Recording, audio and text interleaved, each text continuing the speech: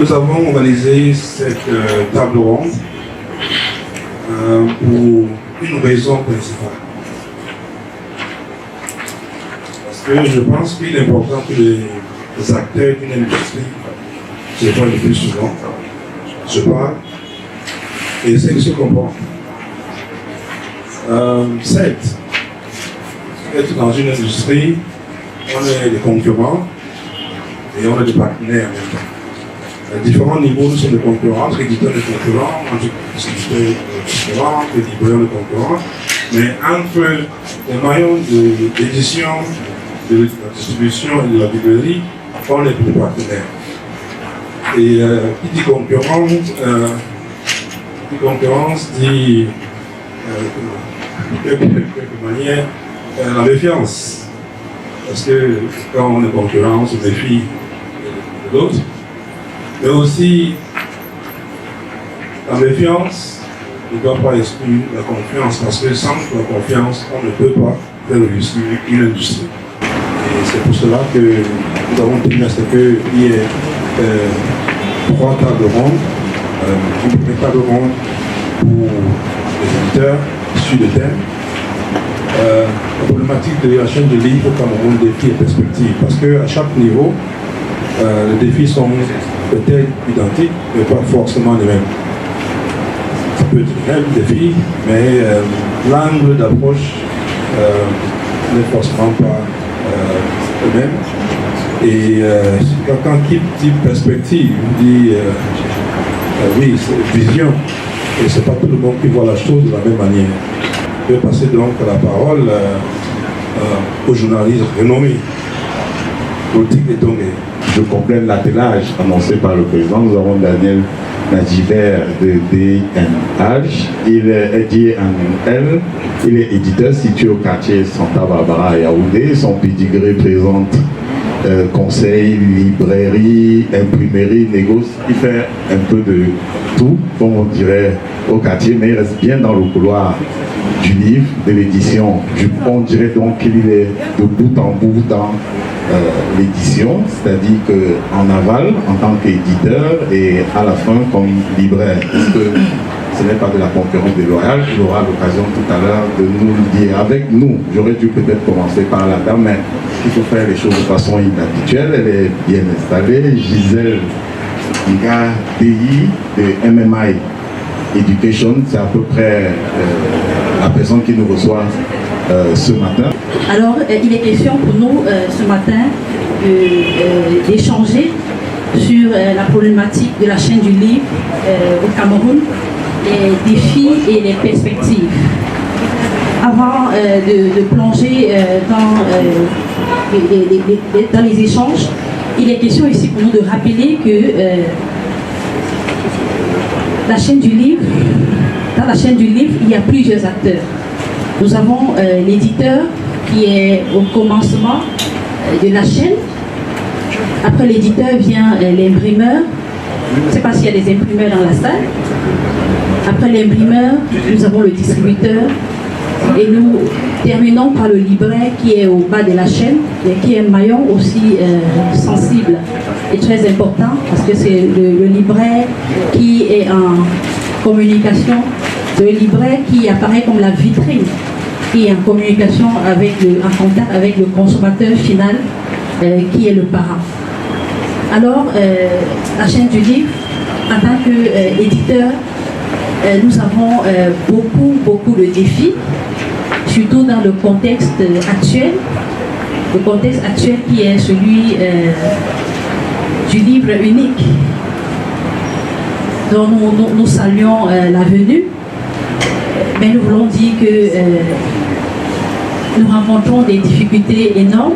Certes, il y a des perspectives, puisque les questions de parler des défis et des perspectives, les perspectives sont là, puisque tant qu'il y a vie, il y a espoir. Mais nous voulons nous atterrir plus sur les défis. Avant de parler des défis, nous allons faire un bref aperçu sur l'ancien contexte, qui était le contexte de choix multiples, qui avait ses défis. Dans le choix multiple, c'était compliqué pour l'éditeur qui devait investir énormément dans le marketing. Il fallait batailler sur le terrain avec les directeurs d'école qui étaient devenus mercantilistes. C'était un contexte très compliqué, mais en 2018, avec la nouvelle politique du manuel unique, nous avons poussé un ouf de soulagement. Les éditeurs ont dit, voilà, nous avons eu ce que nous voulions, c'est le manuel unique. Il n'y a plus de concurrence déloyale sur le terrain. Le livre est désormais prescrit. On ne va plus investir d'énormes sommes dans le marketing. Le libraire était content. Certes, nous n'allons pas revenir sur les difficultés liées au stock des livres invendus, mais le libraire s'est dit, avec la politique du livre unique, le chiffre d'affaires va grimper. Le distributeur était content aussi. Et l'éditeur, avec la politique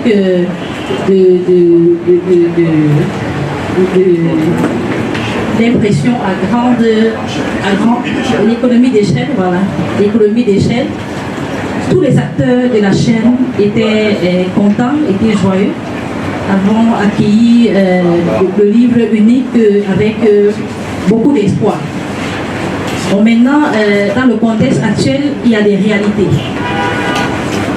La première réalité que nous avons à laquelle nous faisons face, c'est la baisse du chiffre d'affaires. On s'attendait à ce que le chiffre d'affaires double, triple, mais le chiffre d'affaires a considérablement baissé, que ce soit chez les éditeurs, les distributeurs ne me diront pas le contraire, encore moins les libraires. Et déjà, qu'est-ce qui est à l'origine de cette baisse du chiffre d'affaires? Il y a déjà la problématique du prix qui est devenue une réalité, puisque les prix sont fixés désormais de façon arbitraire, sans forcément tenir compte de certaines réalités liées au coût de production. Il y a beaucoup de paramètres qui ne sont plus pris en considération dans le processus de fixation de prix, puisque dans l'ancienne politique, dans l'ancienne formule, l'éditeur fixait ses prix en tenant compte de toutes les composantes qui entrent dans la fixation du prix du livre. Et dans le contexte actuel, les prix sont fixés par l'autorité qui évalue les manuels, le Conseil national d'agrément des manuels scolaires. Et ces prix ne sont pas forcément en adéquation avec le coût de production du manuel.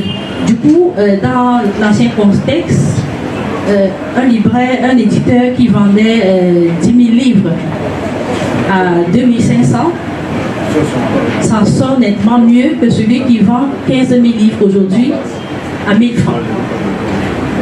Et les parents, le pouvoir d'achat des parents n'a pas augmenté. Le libraire qui vendait 20 000 livres hier vend 15 000 livres aujourd'hui et à un prix plus bas. Pourquoi? Parce que à côté du prix, il y a la problématique des secondes mains qui est en train de prendre de l'ampleur. C'est le fait que l'aîné passe le livre au cadet. Nous saluons cela parce que ça contribue à la réduction, ça aide les parents au niveau de la lutte contre la vie chère, mais cela également affecte énormément l'éditeur qui véritablement réussi à vendre uniquement à la première année, mais à partir de la deuxième, troisième, quatrième année, ce n'est plus ça. NMI Education, qui détient la plus grosse part du marché dans le secteur du manuel scolaire, également rencontre des difficultés énormes depuis la venue de cette nouvelle politique. Donc, la mévente est un gros défi, c'est un gros challenge par lequel nous passons présentement. Mais l'autre point aussi, sur lequel je souhaite m'attarder ici. En 1 minute peut-être. Oui. Ou alors vous aurez l'occasion à travers. Oui, le dernier point concerne les distributeurs et les libraires. Vous savez que nous parlons de la chaîne. Et dans une chaîne, tous les maillons de la chaîne sont importants. L'éditeur ne s'en sortirait pas si il n'a pas le distributeur. Le distributeur ne s'en sort pas forcément s'il n'a pas le libraire. Mais il savait que les distributeurs sont de plus en plus insolvables. C'est vrai que c'est une activité qui nécessite un investissement énorme. Ils ont besoin pour acheter des quantités, des livres dans toutes les disciplines, il faut investir. Mais l'éditeur fait confiance au libraire, lui donne les livres à crédit. Le libraire, le distributeur à son tour vend et n'est pas toujours solvable auprès de l'éditeur. L'éditeur qui a pris des engagements au niveau de l'imprimeur, qui a pris des engagements au niveau auprès de son banquier, se trouve en difficulté. Cette année, au niveau de NMI Education, nous avons publié la liste des distributeurs que nous avons taxé de distributeurs insolvables. Ils doivent énormément de millions. Je pense que c'est une interpellation à l'endroit de tous les acteurs de la chaîne du livre de véritablement être solidaires. Puisque si il n'y a pas cette entraide, si le distributeur ou le libraire n'intègre pas le fait que l'éditeur a besoin de vivre, l'éditeur doit survivre. Puisque nous constatons que les autres acteurs, les autres maillons de la chaîne, que ce soit le distributeur ou le libraire, donnent la priorité aux fournitures scolaires. Là-bas, ils sont solvables, ils achètent en cash, mais quand il faut acheter le manuel scolaire, ça devient compliqué. Ça devient une histoire dont on n'arrive pas à cerner les tenants et les aboutissants.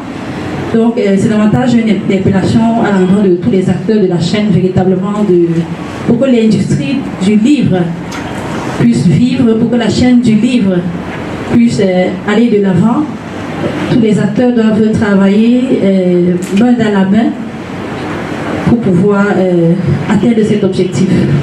Merci Madame Gadei, Madame Gisèle Gadei. On a bien perçu que à l'avènement du livre unique, il y avait une sorte d'espoir chez les éditeurs, l'espoir de faire pas seulement du business, mais d'inscrire la morale au cœur de la distribution, la morale, la pédagogie, la formation des enfants au cœur de l'État. Ça signifiait votre tâche en matière de distribution, de marketing, tout ce qu'il fallait investir pour soigner l'image du livre qui devait être mis à la disposition des enfants. Mais il y a eu un désenchantement parce que l'économie d'échelle auquel vous rêviez n'a pas pu se mettre en place. Au contraire, on a encouragé ceux qui impriment moins.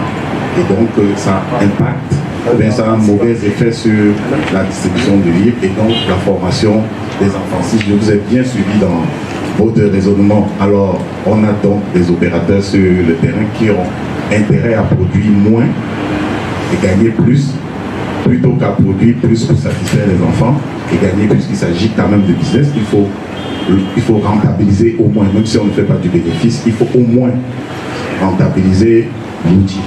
On est au même diapason, c'est ça?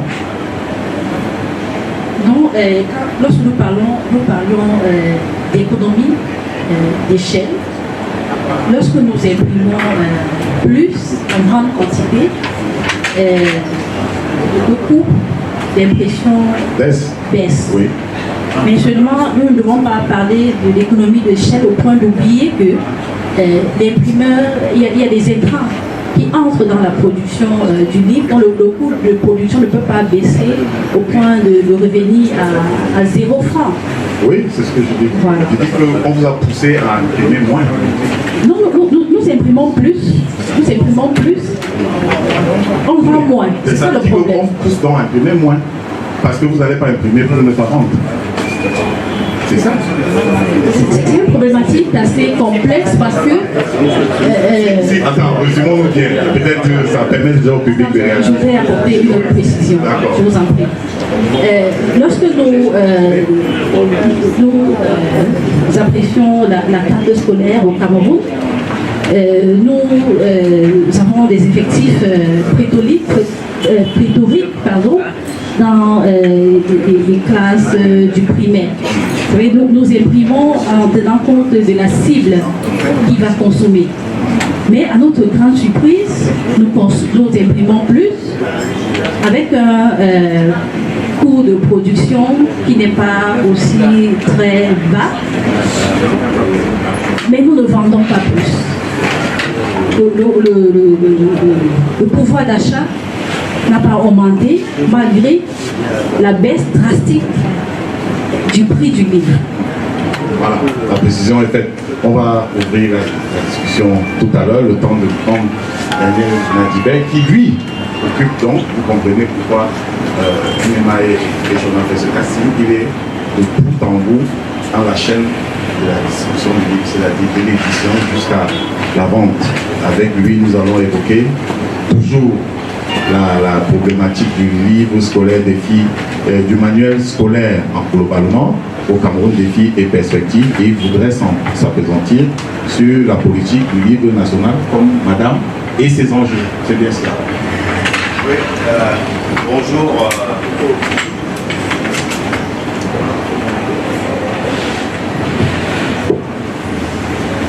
Bonjour, chers participants, chers collègues, chers étudiants.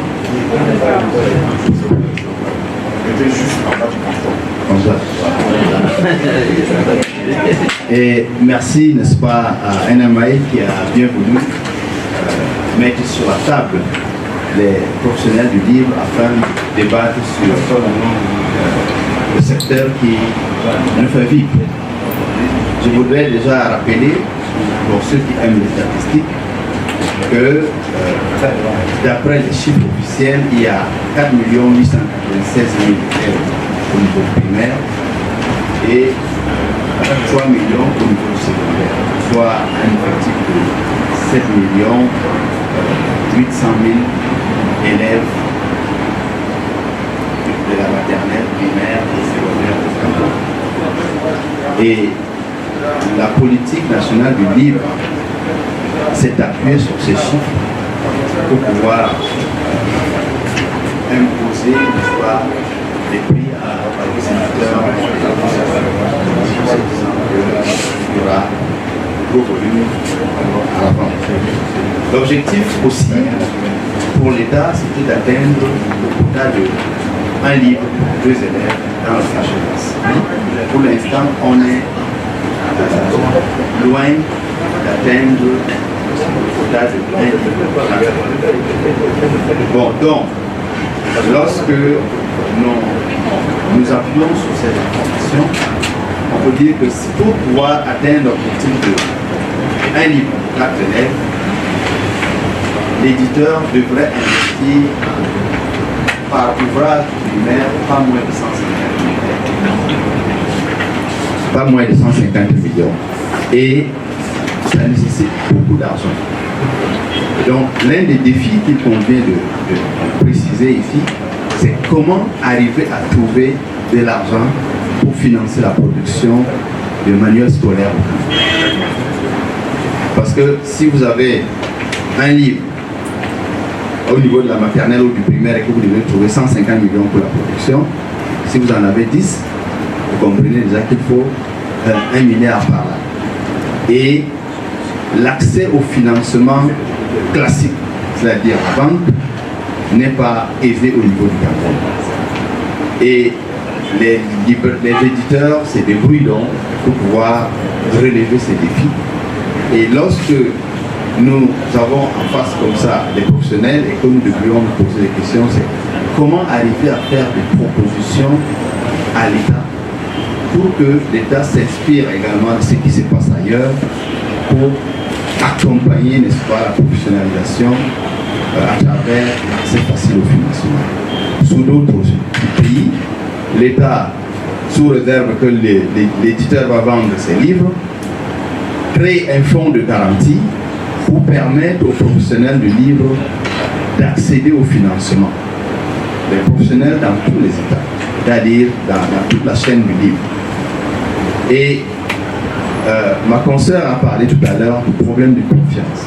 Le problème de confiance existe dans l'industrie du livre au Cameroun dans sa globalité. Pas seulement du livre scolaire, mais du livre en général. La confiance, dans un premier temps, c'est la confiance entre auteurs et éditeurs. Lorsque vous entendez les auteurs parler, vous avez l'impression que les éditeurs sont des marionnettes. Les éditeurs les payent seulement, d'après eux, seulement 10%, alors que tout le reste de l'argent est resté avec l'éditeur. Mais ça aussi, c'est dû à la méconnaissance de la réalité dans le domaine.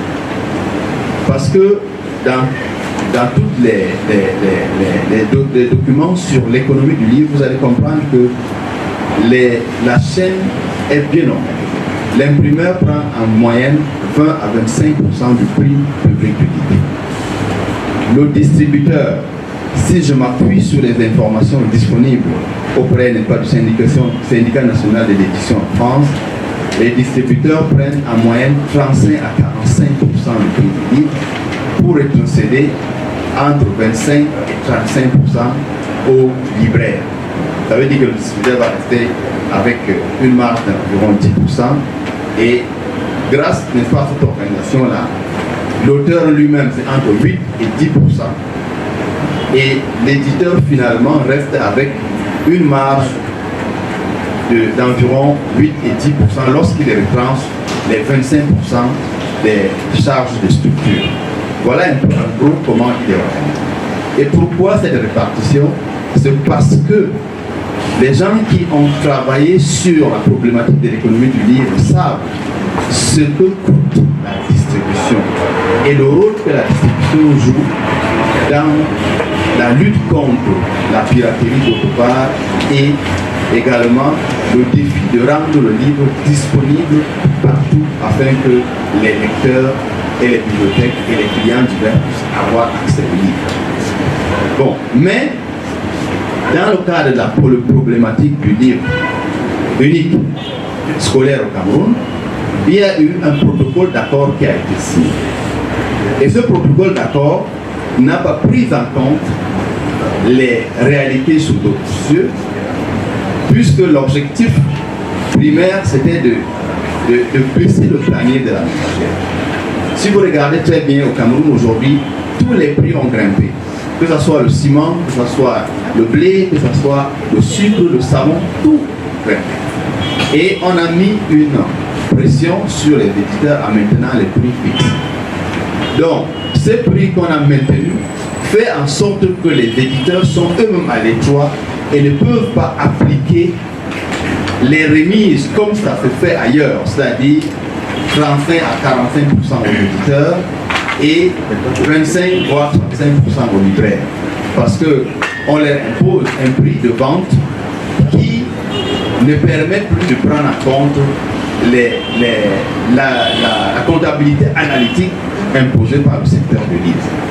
Et donc, ça fait que ce problème-là devient une réalité.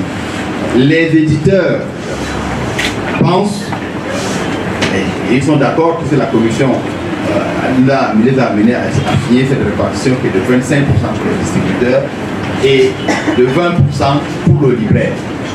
Bon, maintenant, est-ce que ces répartitions-là permettent aux acteurs de la distribution et de la librairie de couvrir leurs charges de fonctionnement? Ça, c'est le point d'interrogation. Et si les éditeurs, les libraires, les distributeurs parlaient d'un commun accord, on pouvait proposer au gouvernement, à travers la commission des livres, une nouvelle façon de voir le prix du livre qui prenne en compte les charges de structure qui rentrent dans la chaîne du livre. Parce qu'en réalité, le problème lié à la défaillance de certains distributeurs ou alors de certains libraires sont également dus au fait que la redistribution minimale qui arrive à leur niveau ne prend pas en compte les charges de structure. Et lorsque ces partenaires-là ont du stock qui reste dans leur structure, ils n'ont plus, c'est-à-dire en payant le bailleur et en payant le personnel, ils se retrouvent dans l'incapacité d'honorer à leur engagement. Ça, c'est le volet là que je voulais dire.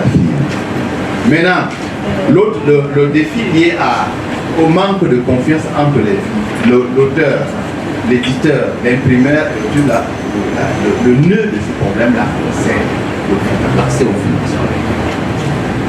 Ailleurs, l'État, à travers le fonds de garantie, permet par exemple à tous les acteurs d'avoir accès au financement remboursable sur le long terme. Ça permet de travailler. Aujourd'hui, si vous voulez, vous entrez dans une librairie, vous voulez avoir ce qu'on appelle un stock minimum de départ. 500 livres. Pour les livres scolaires, un libraire a besoin au minimum de 50 livres. Si vous allez chez un distributeur et qui doit avoir au minimum 1000 livres de chaque exemplaire, lui, il faut au moins 2 milliards. Et je parle sous le contrôle d'un distributeur qui est dans la salle, comptoir unique. Je ne pense pas qu'elle arrive à mobiliser 200 000. Et donc, ça devient ce qu'on appelle la jonglerie. Voilà. Et ça, c'est ce qui crée donc ce problème de manque de confiance entre les différents acteurs. Il est donc impératif qu'on propose à l'État de trouver un moyen de préfinancer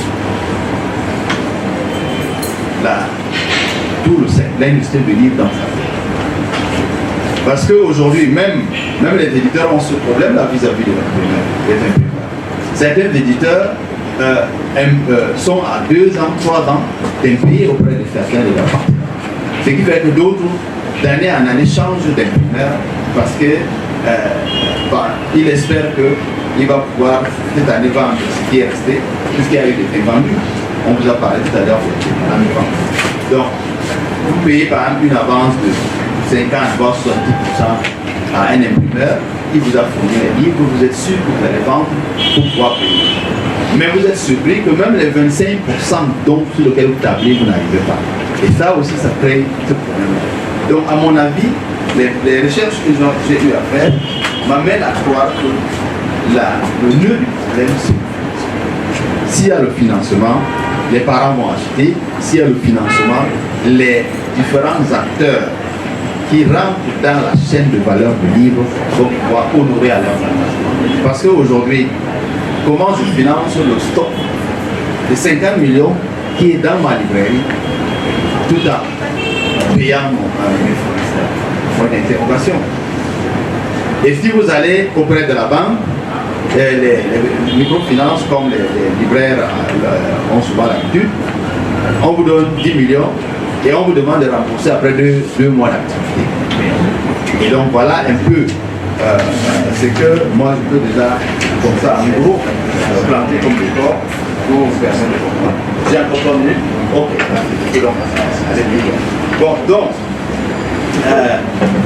il est question pour nous de résoudre ce problème de financement. Et lorsque le problème de financement est résolu, maintenant en tant qu'éditeur, il est question de voir est-ce qu'on ne peut vivre que du livre scolaire. Parce que le thème est ouvert, la thématique de la chaîne de valeur du livre. NMI a bien fait de ne pas enfermer le thème sur le livre scolaire. Pourquoi? Parce que chez NMI, il y a des gens qui publient des ouvrages de littérature générale. Le marché est où? Moi qui vous parle, mon fonds est constitué d'environ 95% de livres hors scolaire. Le marché est effectivement pas. Et donc, aujourd'hui, le défi reste devant nous.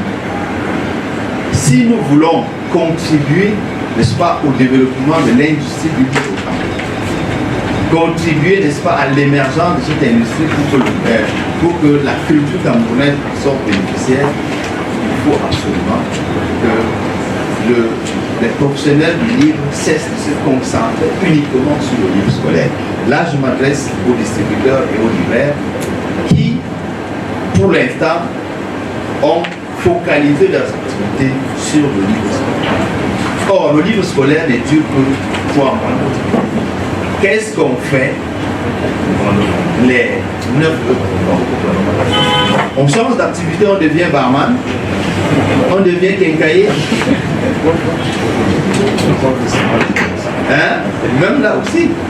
Et donc,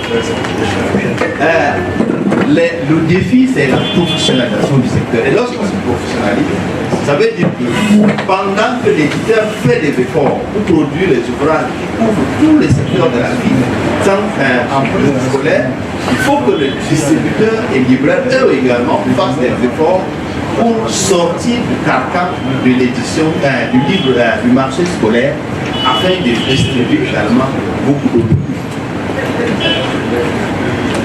Et moi j'ai eu, peut-être, la question m'a été posée, comment je me retrouve un peu partout. C'est parce que je suis obligé de vendre ce que je produis. J'ai fait des livres guides de gestion financière et d'établissement d'enseignement secondaire. J'ai contacté les gens, j'ai mis ça sur mon page sur le groupe, mais aucune sollicitation de la part de mes partenaires, libraires et distributeurs. Je suis obligé donc de changer de méthode, c'est-à-dire passer moi-même à la prospection porte-à-porte auprès des établissements et des chefs d'établissement. Je suis allé jusqu'à développer maintenant un partenariat direct avec les délégués départementaux afin de pouvoir prendre le temps. Mais moi je suis confiant que si le libraire dans sa ville pouvait accepter de distribuer ce genre d'ouvrages, ça va l'aider aussi à contribuer aux charges. Au lieu que les charges de la librairie reposent sur le seul livre scolaire, ça peut également, n'est-ce pas, les contributions des livres hors scolaires peuvent également aider. Et je pense que le libraire qui fait ce genre de travail est là, le savoir plus qu'un homme qui, en plus des livres scolaires, est dans le livre de gestion. Lui également, je pense qu'il va confirmer s'il n'a pas un peu de bénéfices qui le permet de couvrir ses charges. Et c'est un appel comme ça que je lance à la fois des professionnels de la distribution, qui sont des distributeurs et des libraires, afin qu'ils commencent à s'investir pour que les membres, s'ils n'arrivent pas, commencent par ouvrir les rayons de la librairie au sens propre terme. Parce que être libraire, c'est un métier à plein temps. Ce n'est pas un métier à temps partiel comme ça se fait en ce moment-ci. Donc le défi pour nous, c'est ça. Et ce que nous essayons de faire en ce moment au niveau du ministère des Arts et de la Culture, à travers la loi qu'on vient de promulguer, c'est d'arriver à arracher auprès du gouvernement un peu de financement pour former des professionnels du livre. Et si les syndicats des libraires et des distributeurs, ainsi que les éditeurs qui n'arrivent toujours pas encore à s'organiser, si on parle d'une même bouche, on peut obtenir auprès de l'État un financement pour former les gens à être plus professionnels. Pour le budget en cours, on a pu obtenir 200 millions qui est logé au niveau du ministère des Arts et de la Culture afin de financer l'activité de formation. Alors, c'est un regard croisé entre la question du marché, j'ai envie de dire l'opportunité de produire en quantité ou pas, et la question du financement de la production. C'est comme ça que je vois les deux exposés qui ont été faits pour le moment, et les regards se croisent à ce moment-là, la question de l'argent pour financer le livre ou le manuel scolaire au Cameroun. D'abord, monsieur Nadibert, quelle pourrait être la forme, la portée et les modalités du financement que vous attendez? Et la demande en matière de financement s'adresse à qui spécifiquement? Est-ce que c'est le pouvoir public? Est-ce que c'est les partenaires internationaux? Est-ce que c'est la société civile? Voilà à peu près le questionnement que je me fais en ce moment. Ok. Dans nos échanges avec les membres du gouvernement, nous leur avons dit que nous, on n'attend pas les aides. Les aides, toute personne qui tend la main pour l'aide ne peut pas s'activer. Ce que nous avons demandé au gouvernement, c'est de faciliter. C'est-à-dire un fonds de garantie logé quelque part dans une banque partenaire de l'État.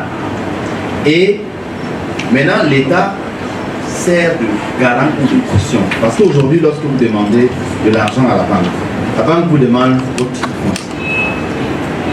Est-ce que c'est le titre foncier qui va produire de l'argent pour rembourser le banquier? Non. Or, lorsque vous êtes en Occident, si vous allez en France ou aux États-Unis, je parie que moins de 5% de la population ont un titre foncier. Mais lorsque vous avez un projet, on analyse votre projet et on le finance. Il se trouve qu'au niveau des banques camerounaises, il n'y a pas de spécialistes dans le domaine du livre. Et donc les gens ont des difficultés pour apprécier un projet lié au financement du secteur. Maintenant, si l'État crée un fonds de garantie, au niveau du ministère des Arts et de la Culture, l'éditeur qui sollicite va aller au ministère des Arts et de la Culture, qui connaît bien ses partenaires dans le secteur, et le ministère des Arts et de la Culture peut donner une caution en disant que, comme vous avez par exemple 10 livres au programme scolaire, l'État peut, en fonction de ce fonds, si c'est 4 milliards ou 10 milliards que l'État peut dire, ok, vous avez la possibilité d'avoir 1 milliard pour lancer votre production. Maintenant, le distributeur peut aussi venir en fonction de ces projets qui sont répartis sur sa couverture du territoire national. L'État peut dire, ok, compte tenu de la couverture au niveau national, on peut vous donner le crédit, une ligne de crédit peut-être de 500 millions ou de 1 milliard. Pourquoi? Parce qu'aujourd'hui, quand l'État dit on vend le livre à 1500 francs, le libraire qui vient à Yaoundé acheter le livre et repart dans sa ville, même si c'est à 1000 francs d'ici, ça a un coût. Le coût en termes de temps et le coût en termes d'argent du transport. Or, lorsque l'État permet à un distributeur d'avoir du financement, il devient crédible et donc il peut déposer sur une commande peut-être de 200 millions auprès de NMI. S'il dépose 150 millions, NMI peut dire ok, pour les 50 millions, on peut quand même te livrer. Et ça permet qu'il y ait du stock suffisant pour dispatcher dans tous ces comptoirs. Mais s'il n'a pas l'argent, il veut bien demander un stock de 5 millions et il demande ça à crédit. NMI ne peut pas. Vous voyez, d'un côté, NMI est prêt à donner le crédit de 50 millions, mais de l'autre, il ne peut pas donner le crédit de 5 millions parce que c'est très difficile de faire le recouvrement auprès de 1000 personnes. Mais une personne qui vient de payer 150 millions peut avoir, n'est-ce pas, une livraison de 200 millions. Voilà un peu la problématique. Est-ce que le BINAC qui a déjà été mordu, financement similaire à celui-ci, il s'agit du financement du fonds de la caisse spéciale aménagée par le président de la République pour la gestion de droits d'auteur chez les artistes, on sait comment ça s'est terminé. Est-ce que vous ne vous êtes pas dit que quand vous formulez ce type de projet, l'État a des coûts sur vos capacités pour les éditeurs à gérer les fonds qui sont éventuellement mis en place? Déjà, il faut différencier les auteurs et les entrepreneurs. Vous comprenez? Un entrepreneur est mesurable, quantifiable et évaluable. Et un entrepreneur produit.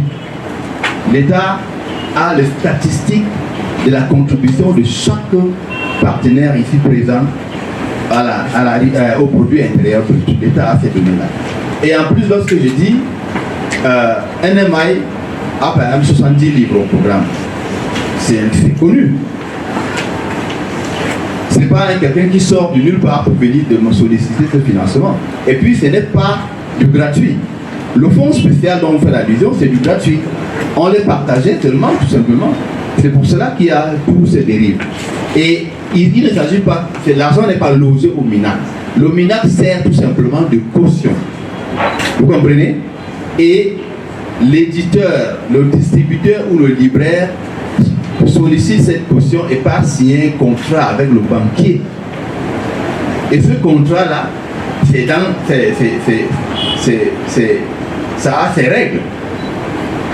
Ce que nous voulons, c'est la caution. Vous comprenez? Et ça, il y a un contrat pareil au niveau de l'Inde, par exemple. Lorsque moi j'amène mes livres en Inde pour imprimer, l'Indien, lui, il est assuré. C'est-à-dire, je peux payer sur une commande de 100 millions, je peux payer 60 millions et l'Indien imprime. Les 40 millions, si je traîne à payer, l'Indien va se faire payer par l'assureur et il va me mettre dans le blacklist. L'assureur va me mettre dans le blacklist. Pourquoi est-ce que le gouvernement indien assure? Parce que le gouvernement indien sait que le marché de l'impression fait rentrer des devises et permet au gouvernement indien de stabiliser sa balance financière. Ça, c'est un. Et de deux, le marché de l'impression crée de l'emploi. Et donc, c'est des mécanismes que le gouvernement doit faire pour permettre au Cameroun, c'est-à-dire de profiter de ce qu'on appelle l'ouverture du marché mondial. Aujourd'hui, nous ne pouvons pas imprimer parce que pour le même problème, les imprimeurs n'ont pas de quoi financer la production d'un livre scolaire au Cameroun. Vous savez ça, non? Oui, permettons à Mme Gadei de réagir à la même problématique. Oui. Oui, la problématique du financement est une réalité, que ce soit chez l'éditeur, chez le distributeur ou même chez le libraire.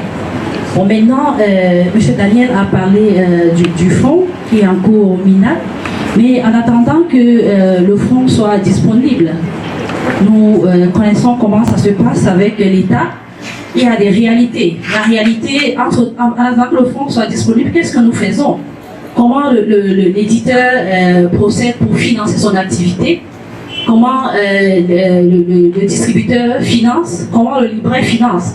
Bon, maintenant, un éditeur comme NMI Education, qui est crédible auprès de sa banque, crédible auprès de ses imprimeurs, réussit donc à financer la production de ces manuels et en partenariat avec un distributeur dont il comprend les réalités, mais dans un stock, comme vous l'avez dit, M. Daniel a parlé d'un stock de 50 millions alors, mais un stock de 50 millions à l'endroit d'un distributeur, parce qu'il comprend les réalités de ce distributeur. Bon, maintenant, lorsque le distributeur vend et ne paye pas ses factures chez NMI, c'est ça qui pose problème. Parce que nous voulons bien accompagner, nous comprenons la réalité du financement et nous voulons accompagner les acteurs de la chaîne. Mais lorsqu'il y a ce manque de confiance qui s'installe, comment donc ces acteurs font pour s'entraider?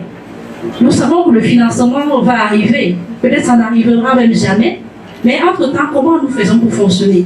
Donc ce que nous demandons, c'est que il faut que les acteurs de la chaîne travaillent leur crédibilité, aussi auprès de leur banque, pour pouvoir bénéficier de ce financement-là. Et ceux qui ne peuvent pas bénéficier de ce financement, ils doivent travailler leur crédibilité aussi auprès des éditeurs. Quand les éditeurs décident de ne pas vendre à crédit auprès des distributeurs, auprès des libraires, c'est parce qu'il y a ce climat de manque de confiance qui s'est installé. Et je pense que la solution, nous avons la solution qui viendra de l'État, mais nous avons cette solution qui doit venir entre les acteurs de la chaîne du livre. Sinon, l'éditeur sera distributeur, il sera libraire. L'éditeur, il y a des éditeurs qui ont la capacité de le faire. qui vont aller écraser les distributeurs sur le terrain. Parce qu'a priori, l'éditeur est plus puissant économiquement que le distributeur. Mais bon, c'est un autre débat. Nous sommes arrivés, malheureusement, parce que je pense qu'il y avait encore beaucoup de choses à dire autour de cette problématique-là. Mais nous sommes arrivés au terme du temps prévu ou imparti.